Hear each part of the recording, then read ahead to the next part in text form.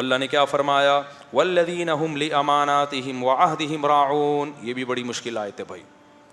کامیاب لوگوں کی علامتیں بیان کی جا رہی ہے نا. اللہ کہتے ہیں یہ وہ لوگ ہیں جو اپنی امانتوں اور معاہدوں کے پابند ہوتے ہیں. یہ چیز آج مارکیٹ میں شارٹ. پاکستانی ہونا، 2 نمبر ہونا، ایک ہی چیز کے 2 نام. مالک مکان کو کبھی کوئی ٹائم پہ کرایہ نہیں دیتا. معاہدہ تھا نا آپ کا 5 تاریخ تک دے دیں گے. کون دیتا ہے؟ 10 15 تاریخ چلاتے کھینچتے چلے جاتے ہیں. اس کا گھر آپ کے پاس، حالانکہ میں مالک مکان نہیں ہوں، میں کرایہ دار ہوں. میں مالک مکان ہوتا نا، آپ کہتے ہیں اب مفتی صاحب کے کرایہ دار نے تنگ کیا ہوا ہے تو یہاں بیٹھ کے اس کو سنا رہے ہیں. لیکن میں نے دیکھا ہے کرایہ دار زیادہ ذہنی ٹارچر کرتا ہے مالک مکان کو. اس کی چیزیں استعمال ایسے کرے گا، نل کے توڑ دے گا، بیسن توڑ دے گا، چیزوں کی واٹ لگا دے گا. وہ اپنے گھر کو بڑی تمیز سے چلائے گا، رنگ جگہ جگہ سے اکھڑ رہا ہوتا ہے. تبھی آج کل لوگوں نے کرائے پہ گھر دینا چھوڑ دیا، کیونکہ اپنا گھر سمجھ کے استعمال نہیں کرتے اس کو. تو کوئی بھی چیز آپ کے پاس ہے، آپ ڈیوٹی پہ ہو، آپ کو تنخواہ مل رہی ہے تو تنخواہ پوری لے رہے ہو. آپ کا معاہدہ ہوا ہے کہ آپ کام پورا کرو گے، کام میں ڈنڈی مار رہے ہو، تنخواہ پوری لے رہے ہو، تو معاہدہ پورا کرنے والا آپ نہیں کہلاؤ گے. اللہ کی نظر میں معاہدے کی خلاف ورزی کرنے والا کہلاؤ گے. تو آج جاپانیوں میں ہم نے سنا بھی دیکھا بھی ایگریمنٹ کے پابند ہوتے ہیں، اور ہمارے پاکستانیوں کو دیکھ لو، کوئی وعدہ کرے گا ٹوپی کرا رہا ہوگا شروع سے ہی. تو انسان کی زبان ایک ہونی چاہیے. 2 نمبری چیزوں میں تو بہت 2 نمبری ہے. ٹھیکیدار اپنے لیے جو گھر بنائے گا بڑا خاندانی، بیچنے کے لیے جو بنائے گا نا، آپ اس میں کیل تو ٹھوکو، پورا پلستر نکل کے گرے گا اس میں. ہو رہا ہے کہ نہیں ہو رہا؟ اعتماد ہی ختم ہے. اس لیے میں کہتا ہوں یہاں بزنس مت کرو. ایک خاتون کا چند دن پہلے میسج آیا، میرے 1 کروڑ روپے میں نے امریکہ سے پاکستان میں بھیجے، بڑے داڑھی پگڑی ٹوپی نیک آدمی. انہوں نے کہا میں پیسے لگاؤں گا، آپ کو دوں گا میں ہر مہینے اتنے دینے کے بعد. انہوں نے کہا پتہ نہیں نقصان ہو گیا، ختم، میرے 1 کروڑ ڈوب گئے. رو رہی ہیں، مجھے میسج بھیج رہی ہیں. میں نے کہا آپ کو کس بے وقوف نے کہا تھا کہ آپ پیسے دو؟ میں کتنے بیانات کر رہا ہوں کہ مت دو کسی کو پیسہ. کہہ رہی ہے پتہ نہیں وہ تو بڑے اتنے دن دیے. میں نے کہا وہ بڑا فراڈی ہے جو کچھ دن دے گا پیسہ. جو پہلے دن ہی لے کے بھاگ جائے وہ چھوٹا فراڈی ہے، اور جو پروفٹ دے رہا ہے نا وہ بڑا فراڈی ہے. کیونکہ میرے پیسے جو لے کے بھاگا تھا 6 مہینے اس نے پروفٹ دیا تھا مجھے، کیونکہ بڑا فراڈی تھا، تبھی زیادہ پیسے لے کے بھاگا ہے. 6 مہینے جب دیا تو ہمیں اعتماد ہو گیا، ہم نے اور دے دیے. پھر اور 6 مہینے دی، ہمیں اور اعتماد ہو گیا، ہم نے اور دے دیے. وہ لے کر ایک دم مارکیٹ سے کیا ہو گیا. اس لیے جو تم سے پیسے لے کے تمہیں پروفٹ دے رہا ہے، سمجھو یہ بہت بڑا فراڈی ہے. جیسے جو عامل پیسے لے کے علاج کرتا ہے کم فراڈی، جو پیسے لیے بغیر علاج کرتا ہے وہ زیادہ بڑا فراڈی ہے. سمجھتے ہو نا؟ بعض لوگ کہتے ہیں عامل ہیں بزرگ ہیں پیسے نہیں لیتے. او بھائی یہ بڑی فلم ہے. یہ جو پیسے لے رہا ہے اس کو پتہ تو ہے نا کتنا بڑا فراڈ کر رہا ہے. جو نہیں لے رہا یہ بہت بڑی فلم ہے. اچھا عاملوں کو میں اتنا چیختا ہوں، کس جن چڑیل بھوت کسی نے ہو نا میرے پاس لے آؤ اس کو، بولو یہاں تو جن لا کے دکھا خالی. اچھا آگے چلتے ہیں ہم جلدی سے. والذین هم لاماناتہم وعہدہم راعون. مولانا طارق مل صاحب کے پاس ایک عامل تھا، میں نے ان کو بتایا تھا وہ یہ کاٹ دینا. میں نے بتایا سر یہ 2 نمبر ہے، اس کو بھگاؤ یہاں سے. یہ اتنا پیسہ کما رہا ہے نا آپ کے نام پہ، آپ کی سوچ ہوگی. والذین هم علی صلواتہم یحافظون. دیکھو کیا نماز کی ویلیو ہے. آگے اللہ فرماتے ہیں وہ لوگ اپنی نمازوں کی حفاظت کرتے ہیں. نماز کا تذکرہ 2 دفعہ آیا. نمازوں کی حفاظت پتہ ہے کیا ہے؟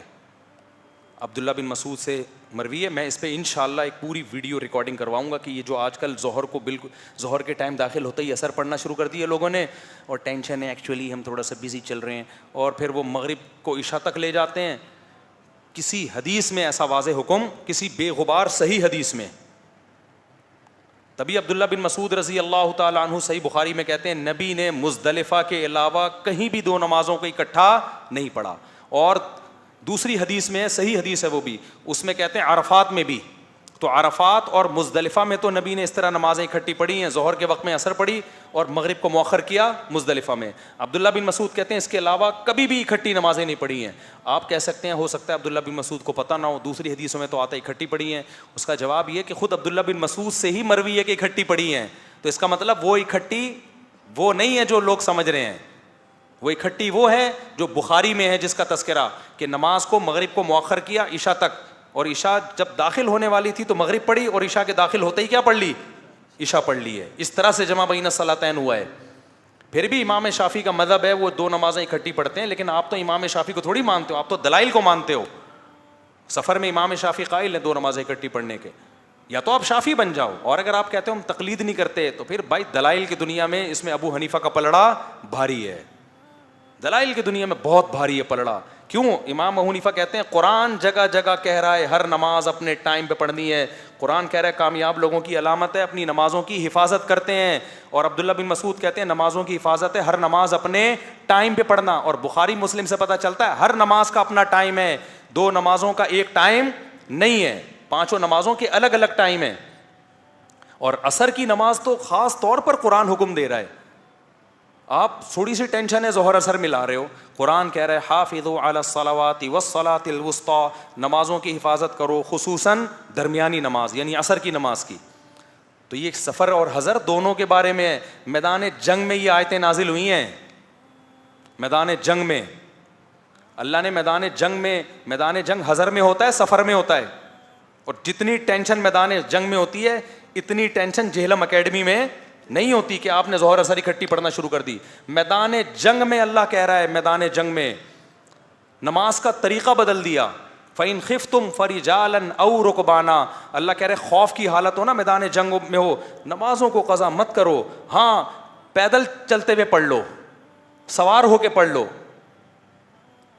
طریقہ چینج کر دیا, قبلے کا رخ معاف کر دیا, جدھر سواری ہے ادھر رخ کر کے پڑھ لو. فَإِذَا اطْمَأْنَنْتُمْ, اللہ کہتے ہیں جب دوبارہ اطمینان کی حالت میں آ جاؤ, فَأَقِیمُوا الصَّلَاةَ, پھر اسی طرح سے قائم کرو جیسے پہلے کرتے تھے. اے اللہ اتنی ٹینشن میں تو کیوں ڈال رہا ہے, ہم ظہر کے ساتھ اکٹھی اثر پڑھ لیں گے, اور مغرب اور عشاء میں تو بہت ٹائم ہے, آدھی رات 2:30-3 بجے تک کون لڑتا رہتا ہے, جنگ تھوڑی ہوتی رہتی ہے اتنی, 2:30-3 بجے جا کے مغرب عشاء اکٹھی پڑھ لیں گے. اللہ نے کہا نہیں یہ نہیں کرنا, نماز کا طریقہ میں چینج کر رہا ہوں, ٹائمنگ چینج نہیں کر رہا. کیوں؟ ان الصلاۃ کانت علی المؤمنین کتابا موقوتا, اس لیے کہ نمازیں مومنین پر مقررہ اوقات میں فرض ہیں. ابو حنیفہ کا پلڑا دلائل کی دنیا میں, یہ جو نمازیں اکٹھی کرنے والا مسئلہ اس میں بہت ہی حاوی ہے. اگر آپ تقلید کے قائل نہیں ہیں تو دلائل کی دنیا میں بھی آپ کو ہر نماز اپنے ٹائم پہ پڑھنی پڑے گی. اور پھر میں ریفرنسز کے ساتھ انشاءاللہ اس پہ کلپ ریکارڈ کروانے والا ہوں. وہاں کلپ آئیں گے کہ جو عبداللہ بن عباس کی حدیث ہے نا 2 نمازیں اکٹھی پڑھنے کا مطلب کیا ہے, وہ ساری چیزیں انشاءاللہ مارکیٹ میں آنے والی ہیں. ابھی تو یہ بتانا چاہ رہا ہوں کہ خدا را اپنی نمازوں کو لوگوں کے کہنے میں آ کے ضائع مت کرو. شاپنگ کے لیے جا رہے ہیں تو ظہر کو عصر میں پڑھ رہے ہیں, عصر کو ظہر میں پڑھ رہے ہیں, مغرب کو عشاء میں جا کے پڑھ رہے ہیں, عشاء کو مغرب میں جا کے پڑھ رہے ہیں, یہ کام مت کرو. اللہ نے کیا کہا, والذین هم علی صلواتہم یحافظون, ایمان والوں کی علامت اپنی نمازوں کی, نمازوں میں 5 داخل ہے کہ نہیں, یہ بھی جمع کا صیغہ ہے. اور صلوات یہاں علماء بیٹھے ہیں, جمع قلت نہیں ہے, صرف 3 نمازیں نہیں ہیں, اس میں 3 نمازیں نہیں ہیں.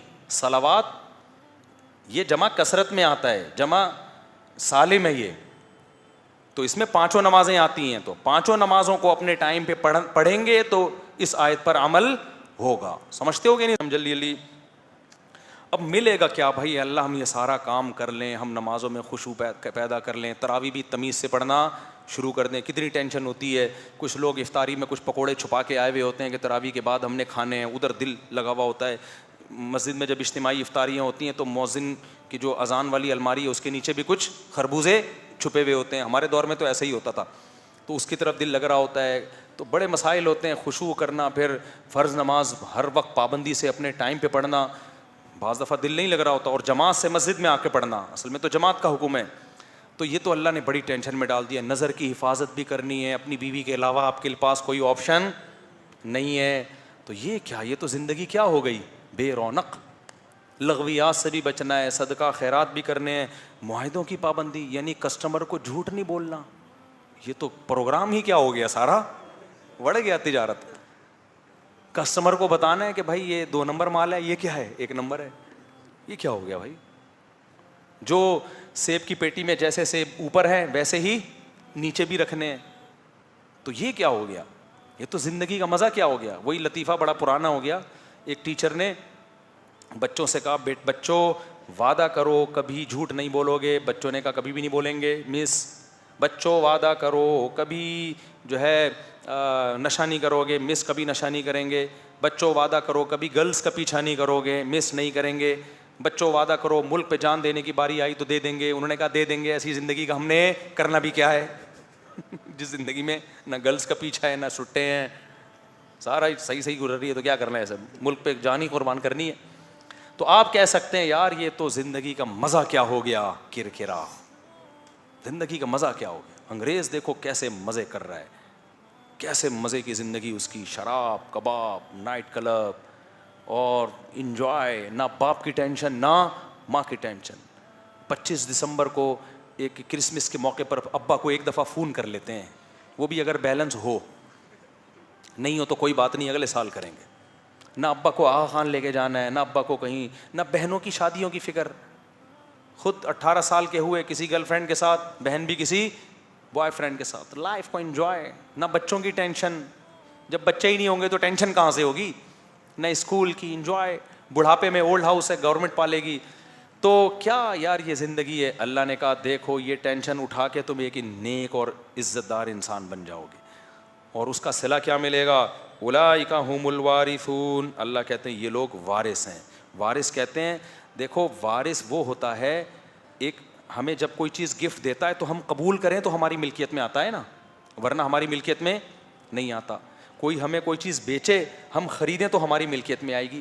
ہر چیز ہماری ملکیت میں ہمارے اختیار سے آتی ہے, لیکن وراثت ہمیں آٹومیٹیکلی ملتی ہے. ابا کا انتقال ہوا, آپ وراثت قبول کریں نہ کریں آپ مالک بن گئے. اللہ کہتے ہیں کہ یہ وہ لوگ ہیں اولئک ھم الوارثون, جو جنت کے وارث ہیں, مرے اور جنت کے مالک بن گئے. یعنی جنت ان سے کہیں بھاگ نہیں سکتی ہے. الذین یرثون الفردوس, یہ وہ لوگ ہیں جو جنت الفردوس کے مالک ہیں. ہم فیہا خالدون, ہمیشہ ہمیشہ اس میں رہیں گے. علامہ مناوی رحمہ اللہ ایک بہت بڑے مفسر ہیں, لکھتے ہیں کہ جنت اگر مٹی کا گھروندہ ہوتی نا, ایک چھوٹا سا گاؤں ہوتی پسماندہ, صرف اتنی نعمت مل جاتی ہمیشہ کی زندگی, تو بھی اس دنیا کے سونے کے محلات سے افضل تھی. بتاؤ ڈیفینس کے کسی 1000 گز والے کو کوئی کہہ دے کہ ہم تجھے تھرپارکر میں ایک جھونپڑا دے رہے ہیں, ایک گائے ہوگی, ایک گدھا ہوگا, ایک بھینس ہوگی وہاں پہ, لیکن تیری زندگی 20,000 سال کی ہوگی, وہ فوراً اس کو ترجیح دے گا کہ نہیں دے گا؟ کہے گا یار یہ 5-10 سال رہ گئے یہاں, تو وہ بھی یقین نہیں ہے. تو ہمیشہ کی زندگی ہونا ہی ایک بہت بڑی نعمت ہے. اللہ کہتے ہیں یہ کہاں ملے گی, جنت الفردوس میں, جس میں نہریں ہوئیں, جس میں حوریں ہیں, جس میں اللہ کی ایسی وَلَكُمْ فِيهَا مَا تَشْتَهِي أَنفُسُكُمْ, جس چیز کا دل چاہے گا وہ چیز تمہیں ملے گی. آگے اللہ فرماتے ہیں, اب ایک اشکال پیدا ہوتا ہے, یہاں ایتھیس اور ملحد آ جاتے ہیں, فوراً آ کے کہیں گے ابے بھائی اللہ سیاسی وعدے کر رہا ہے, انسان تو مر کے مٹی ہو کے ختم ہو جاتا ہے, اس دنیا میں جو نظر آ رہا ہے وہی ہے گراؤنڈ ریئلٹی, اور ہوائی باتوں کے پیچھے اپنی زندگیوں کو قربان مت کرو, عیاشیوں پہ سمجھوتا مت کرو, مر کے تو مٹی ہو کے ختم ہو جاتے ہیں. کون ہے دوبارہ پیدا کرے گا؟ بھائی اگر پیدا کرنا تھا جسم تو سلامت رکھتا. تو آگے اللہ اپنے دلائل دیتے ہیں, وَلَقَدْ خَلَقْنَا الْإِنسَانَ مِنْ سُلَالَةٍ مِّن طِينٍ. اللہ کہتے ہیں یہ مت سمجھو مر کے مٹی ہو کے ختم ہو جاؤ گے تو دوبارہ پیدا نہیں ہوگے, پہلے بھی تو مٹی ہی تھے, تو اس نے پہلی دفعہ کیسے پیدا کر دیا؟ اس وقت کیوں نہیں کہا یہ مٹی ہے یہ پیدا نہیں ہو سکتی؟ اللہ نے پیدا کر دیا تو کہہ رہے ہیں ہو سکتی ہے, دوبارہ نہیں ہو سکتی. اللہ کہتے ہیں میں نے کیسے بنایا تمہیں, پہلے مٹی سے بنایا, ثم جعلناہ نطفہ, پھر اس مٹی کو مختلف مراحل سے گزار کے منی کا قطرہ بنا دیا, اسپم میں تبدیل کر دیا. اس مٹی کو دیکھو, اس سے پیدا ہونے والی خوراک کو دیکھو, اور پھر اسپم کو دیکھو, تینوں میں کوئی مناسبت نظر آتی ہے؟ نہیں کوئی مناسبت. اللہ کہتے ہیں میں کر دیتا ہوں. ثم خلقنا النطفة علقة, پھر اس منی کے قطرے کو جمے ہوئے خون میں تبدیل کر دیتا ہوں ماں کے پیٹ میں. ثم فخلقنا العلقة مضغة, پھر اس خون سے میں گوشت کی بوٹی بناتا ہوں. ثم فخلقنا المضغة عظاما, اسی گوشت سے پھر ہڈیاں بنا دیتا ہوں میں, پورا اسٹرکچر بنتا ہے, ڈینٹنگ پینٹنگ کا کام ہو رہا ہے اندر.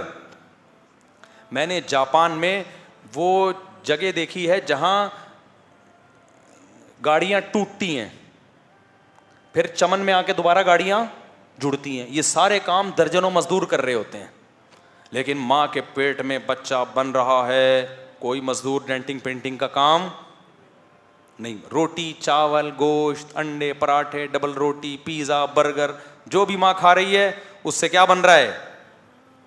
ہڈیاں بن رہی ہے، ڈھانچہ بن رہا ہے، اس پہ گوشت چڑھ رہا ہے، آنکھ بن رہی ہے، کان بن رہے ہیں.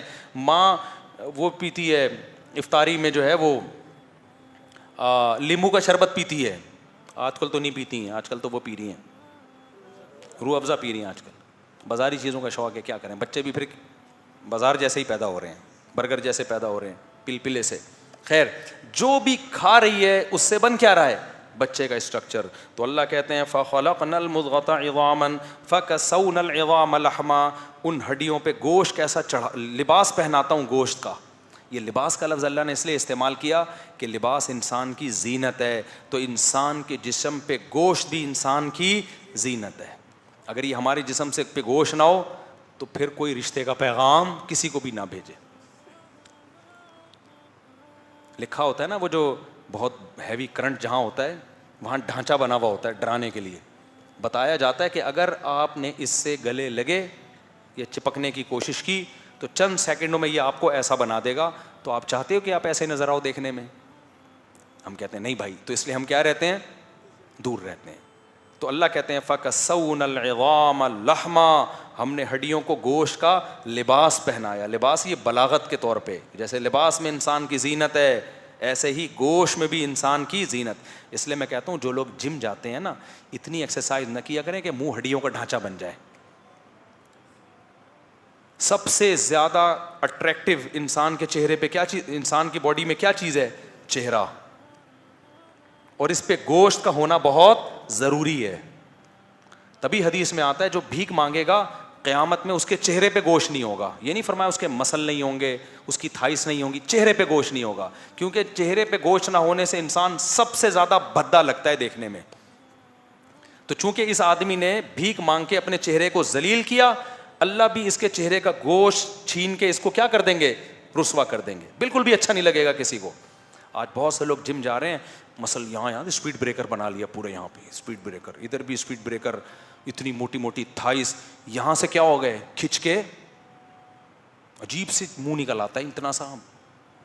یار سب سے پہلے انسان کا کیا ہونا چاہیے؟ کیوں اتنا ویٹ اٹھا رہے ہو کہ اپنے چہرے کی رونق تم نے ختم کر دی؟ سمجھ میں نہیں آ رہی میرا خیال ہے بات. تو جم جائیں ضروری ہے اس زمانے میں، لیکن ایسی ایکسرسائز نہ کریں کہ دائیں بائیں تو پتہ نہیں اسپیڈ بریکر اور کیا کچھ پیٹو کی پہاڑیاں نکل آئی ہیں پوری، اور منہ کیا ہو گیا؟ خراب ہو گیا. تو چہرے پہ گوشت ہونا چاہیے.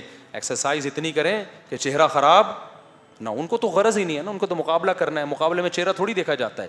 مقابلے میں تو یہ کٹس دیکھے جاتے ہیں، یوں یوں کر کے لہریں آ رہی ہیں یہاں پہ. تو نارمل انسان ہی اللہ میاں کو بھی اچھا لگتا ہے، پبلک کو بھی اچھا لگتا ہے. تو یہ گوروں سے بس گورا جو کر رہا ہے نا پبلک بھی وہ کرنا شروع کر دیتی ہے. تو میں نے جم میں ایسے بھی لوگ دیکھے ہیں بہت ایکسرسائز کرتے ہیں لیکن ان کے چہرہ خراب نہیں ہوتا. تو وہ تو ڈاکٹر ہی بتائے گا، ٹرینر ہی بتائے گا ایکسرسائز کا ایسا طریقہ جس سے چہرہ خراب نہ ہو. میں تو اس فیلڈ کا آدمی نہیں ہوں، لیکن اس کا خیال کیا کریں. بس جا کے نا جم میں جا کے اپنے ڈولے چیک کر رہے ہوتے ہیں روزانہ شیشے میں، منہ نہیں دیکھ رہے ہوتے کہ یہ غائب ہو رہا ہے یہاں سے گوشت کیا ہو رہا ہے. اللہ تو نعمت بتا رہا ہے کہ میں نے ہڈیوں پہ کیا چڑھایا؟ گوشت چڑھایا، اور آپ نے اس گوشت کو نکال کے سارا دائیں بائیں تھائس کی طرف لے گئے آپ. ٹھیک ہے، تو یہ غلط ہے. اللہ تعالیٰ فرماتے ہیں، جلدی سے بس مکمل کرتا ہوں. اللہ فرماتے ہیں فَكَسَوْنَا الْعِظَامَ لَحْمًا، پھر ہم ان ہڈیوں پہ کیا چڑھا دیتے ہیں؟ گوشت. ثُمَّ أَنشَأْنَاهُ خَلْقًا آخَرَ، پھر ہم ایک نئی تخلیق میں نکالتے ہیں. ماں کے پیٹ سے باہر نکالتے ہیں، بچہ چیخ مار کے روتا ہے، کیسا اٹریکٹیو اس کا چہرہ ہوتا ہے، کیسی شرارتیں کر رہا ہے. یہ بالکل ایک الگ دنیا میں لے آئے. مٹی سے شروع کیا اور انسان پہ لا کے ختم کیا اس کو. تو اللہ کہتے ہیں جو سب یہ کچھ کر سکتا ہے، جو یہ سب کچھ کر سکتا ہے، وہ دوبارہ زندہ کر کے حساب و کتاب کے کٹہرے میں کیوں نہیں لا سکتا؟ تبھی اللہ کہتا ہے فَتَبَارَكَ اللَّهُ أَحْسَنُ الْخَالِقِينَ، تم کیا میری تعریف کرو گے؟ میں خود اپنی تعریف کرتا ہوں. وہ بہت برکت والی ہے وہ ذات جو پیدا کرنے والوں میں سب سے بہترین ہے. ایسا پیدا آج تک کسی نے کوئی مشین نہیں کی. روبوٹ بھی ایسے نہیں ہیں. اللہ کہتے ہیں میرا مقابلہ دوسرے کریٹر سے کرواؤ نا تو سب سے بہترین کریٹر کون نکلے گا؟ میں نکلوں گا. تو جو اتنا بہترین کریٹر مٹی سے تھوڑے دنوں میں بچہ بنا کے نکال دیتا ہے, وہ اس دوبارہ مٹی ہونے پر دوبارہ ریورس کر کے انسان کیوں نہیں بنا سکتا اس کو. لہذا اس خوش فہمی میں نہ رہو کہ جنت نہیں ہے جہنم نہیں ہے, کیونکہ اللہ دوبارہ پیدا نہیں کر سکتا. آگے پھر اللہ نے